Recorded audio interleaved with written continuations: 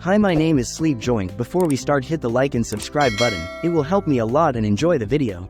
In Heavenly Delusion or Tengoku Daimakyou episode 4 titled Cuckoo, Maru and Kuruko fight the man-eater that attacks their ship and successfully manage to kill it. Once they arrive at the shore, they start investigating the bird logo.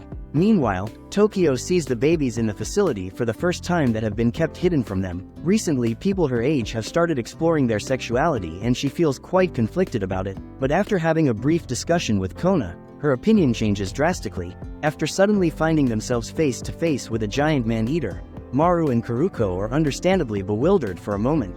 Kuruko immediately rushes to the captain's cabin and asks him to speed up the ship as the man-eater is trying to attack them. The ship is still 30 minutes away from the shore despite moving at top speed, which means that people there will have to find a way to deal with the man-eater in the meantime. Initially, Maru and Kuruko lock themselves up with the ship's crew and captain in a room, expecting the doors to keep them safe until they reach the shore. But it soon becomes evident that the doors are not strong enough to trust it with their lives. Kuruko recalls that the man-eater has a suit of water covering its body along with suction cup hands. That's when an idea suddenly comes to her mind. Kuruko asks the captain for the keys to the doors downstairs. The crew there suddenly sounds quite offended, as if they do not want them to go there. But because of the urgency of the situation, they do not have much of a choice, and the captain reveals that there is no lock on that door. Kuruko and Maru leave the safety of the room to draw the man-eater's attention towards them and manage to lead it to the downstairs room. Although Maru is clueless about Kuruko's plan, things eventually go exactly how the latter has imagined. The marijuana there absorbs all the water and the man-eater simply becomes too weak to move without it.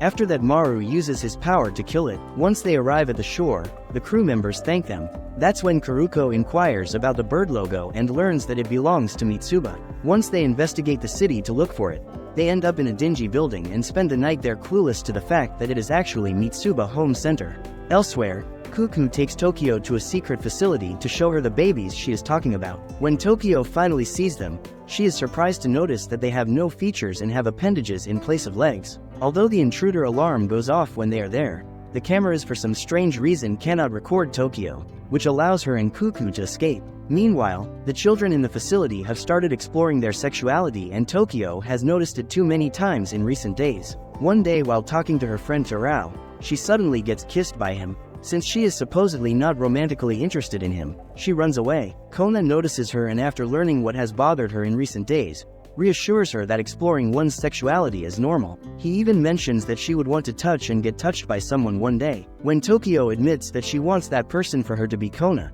he replies that he would like to be her partner too. After returning to her room later that day, Tokyo can barely keep her excitement in check. Unfortunately, her happiness does not last long, as an announcement is made specifically for her. She is told that Terao's condition has changed all of a sudden and he wants to speak to her. As a good friend, Tokyo immediately rushes to meet Terao, not knowing what to expect. When she finally gets to the medical room, Terao tells the doctors and nurses there to leave the two of them alone, as he wants to talk about something important with her. As soon as they are alone, Terao asks her to hold his hand and then apologizes for kissing her earlier that day and not taking her feelings about it into consideration. Tokyo asks him to forget about all of those things, but Terao still has some things to say. He then mentions that he won't be getting better, referring to the fact that he is probably on the verge of death. As if this was not shocking enough, he then surprises his friend by asking her to run away, as he claims that the facility they live in is dangerous.